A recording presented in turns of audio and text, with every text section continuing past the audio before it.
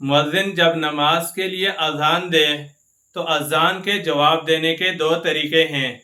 پہلا طریقہ اذان کا زبان سے جواب دیا جائے، دوسرا طریقہ اذان کا عملی طور پہ جواب دیا جائے۔ زبان سے اذان کا جواب دینے کا طریقہ یہ ہے، جو الفاظ مؤذن کہے یہی الفاظ سننے والا کہے۔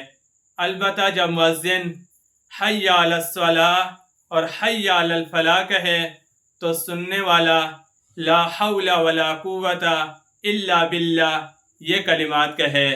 اور دوسرا اذان کا جواب دینا عملی طریقے پر یہ بندے پر لازمی، واجب اور ضروری ہے۔